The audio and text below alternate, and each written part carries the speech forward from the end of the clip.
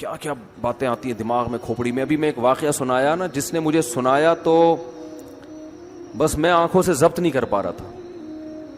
حضرت مولانا طاری جمیل صاحب کا واقعہ ہے. ایک شخص آیا مجھ سے ملنے کے لیے, خواجہ سرا ہے. میں تو پہلی دفعہ زندگی میں کوئی خواجہ سرا مجھ سے ملا.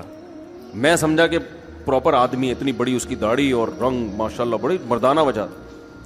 لیکن جب بات چیت کا انداز ہوتا ہے تھوڑا سا, وہ ایٹیٹیوڈ سے اندازہ ہو گیا کہ یہ مکمل مرد نہیں ہے. تو اس نے مجھے خود بتا دیا میں خواجہ سرا ہوں.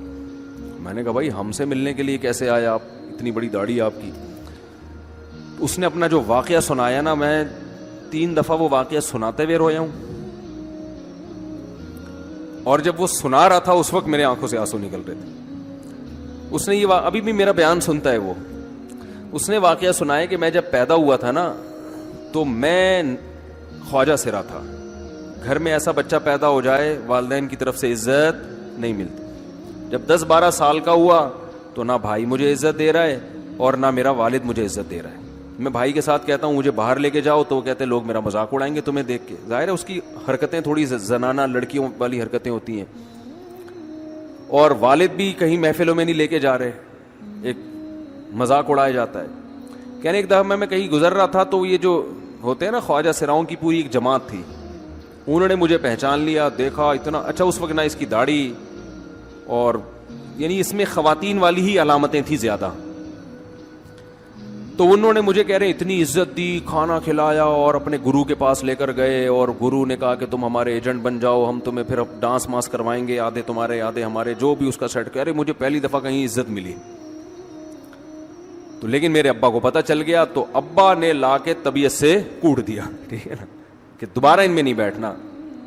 ٹھیک ہے ہم نے توبہ کر لی, بھائی یہ برے لوگ ہیں, ڈانس ماس اچھی چیز نہیں ہے, ٹھیک ہے. تو اب کیا ہوا, کہتے ہیں کہ پھر جو ہے نا کچھ دنوں میں کہیں کسی سے جھگڑا میرا ہوا کسی بات پہ, تو اس نے انتقام لینے کے لیے شکایت لگا دی ابا کو کہ یہ دوبارہ ان کے پاس گیا. حالانکہ وہ جھوٹی شکایت تھی. اب ابا کو لگا کہ یہ صحیح کہہ رہا ہے جس نے شکایت لگائی ہے, کیونکہ شبہ تو تھا نا ابا کو دوبارہ جائے گا. ابا نے پھر مارا. تو کہہ رہے ہیں میں بول رہا ہوں کہ میں نے یہ کام نہیں کیا, میں نہیں جا رہا ان کے پاس, میں نہ ناچ گانا سیکھ رہا ہوں, کچھ بھی نہیں. لیکن ابا نے اس کی باتوں میں آ کے انکوائری نہیں کی ہوگی پوری, وہ سمجھے ہوں گے کہ بھئی ایسا ہی ہے. تو ابا نے پھر کٹائی لگائی. تو اس کے دل میں منفی جذبات پیدا ہو گئے اور یہ گھر سے بھاگ گیا کہ بھئی مجھے ویسے تو عزت نہ یہاں مل رہی ہے اور میں ذلت برداشت بھی کر رہا ہوں, تو بھی کہہ رہے میں وہاں چلا گیا. تو جب میں وہاں گیا ہوں نا خواجہ سراؤں کے ہاں, تو وہی گرو اور ڈانس, اور پھر اس نے مشہور کچھ ایکٹروں کے نام بتائے جن کے ساتھ ہم ڈانس کرتے تھے, اور پیسے آنا شروع ہو گئے, آدھے گرو کی جیب میں آدھے ہماری, اور ہٹو بچوں. لیکن ظاہر ہے یہ کوئی عزت دار راستہ تو نہیں ہے نا. کہہ رہے ہیں کہیں سے تبلیغی جماعت میں حضرت مولانا طاری جمیل صاحب آ گئے, انہوں نے اجازت مانگی, ہمارے گرو کو پیغام بھیجا بھائی مجھے ایک دفعہ یہاں آ کے دعوت دینے تو. اس نے اجازت دے دی, آ جاؤ بھائی. بیان کیا, ان کو سمجھایا بھائی یہ زندگی نہیں ہے, اللہ کی سیروزے کے لیے بہرحال ترغیب دی. کہہ رہے ہیں میں تیار ہو گیا, باقی لوگ تیار نہیں ہوئے, میں تیار ہو گیا. کہہ رہے میں نے گرو سے اجازت لی, اس نے کہا جاؤ لگا لو سیروزہ. تو کہتا ہے کہ جب میں حضرت کے گھر پہ گیا ہوں نا تو حضرت پہلے سے دروازہ کھول کے ایسے انہوں نے دونوں بازو پھیلائے ہوئے تھے استقبال کے لیے, پہلے سے کھڑے ہوئے تھے علماء کے ساتھ. کہتے اتنے مشہور آدمی, اتنی بڑی سیلیبریٹی, اور اتنے بڑے بڑے علماء, ان کی پگڑیاں, ان کے اتنا خوبصورت لباس, جو خود عزت دار لوگ ہیں. کہہ رہے ایسے جو ہے نا میرے استقبال کے لیے دونوں بازو پھیلا کر کھڑے ہوئے, اور ایسے مجھے بیٹا بنا کے نہ اپنے سینے سے لگایا کہ تو میرا بیٹا ہے. کہہ رہے خدا کی قسم مجھے زندگی میں پہلی مرتبہ کسی سے پہلی مرتبہ ایسی عزت ملی مجھے کسی سے, اور اس عزت دینے میں مولانا کا کوئی مفاد, بولو بھائی, کچھ بھی, بلکہ ذلت ہوگی نا. لوگ کہتے ہیں خواجہ سرا کو بیٹا بنایا ہوا ہے, اور اس وقت تو اس میں بیچارے میں کچھ زنانہ سی علامتیں بھی تھیں. تو خواجہ سرا کو کیا دے رہے ہیں, عزت دے رہے ہیں. کیا کسی تاجر پہ محنت کرو تو تھوڑا چندہ دے دے گا مدرسے کو, ایسا ہی ہے نا. اور کسی افسر پہ محنت کرو تو تعلقات کیا ہو جائیں گے. جب وہ دین پر آئے گا تو اس سے کیا فائدہ.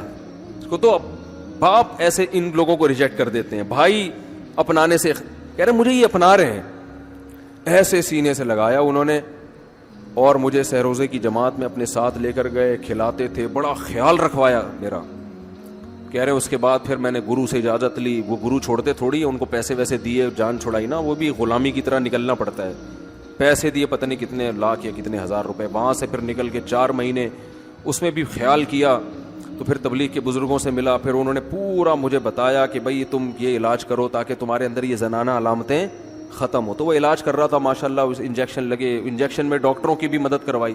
یہ ایسی این جی او ہے میرے بھائی جس کو کوئی بھی این جی او نہیں کہتا, نہ ان کے کوئی اشتہار آ رہے ہیں. کتنے لاکھوں لوگوں کو اس طرح سے یہ لے کر بھی آئے اور ان کے مسائل بھی حل کیے, مگر نہ کوئی ویڈیو بن رہی ہے, نہ کوئی اشتہار آ رہا ہے. یہ تو اس نے خود مجھے بتا دیا نا, اور اس نے کہا ایسے سینکڑوں لوگوں کے ساتھ ہوا ہے. تو اس کی ماشاءاللہ اب داڑھی نکل گئی. اس نے کہا آہستہ آہستہ میں اللہ سے امید ہے کہ مکمل مرد بن جاؤں گا میں. تو یہ ہے وہ دعوت جس میں آپ کا کوئی مفاد بولو نہیں ہے. تو دعوت کے کام میں جب تک اس درجے کا اخلاص نہیں ہوگا, اس وقت تک آپ کی دعوت میں جان پیدا نہیں ہوگی.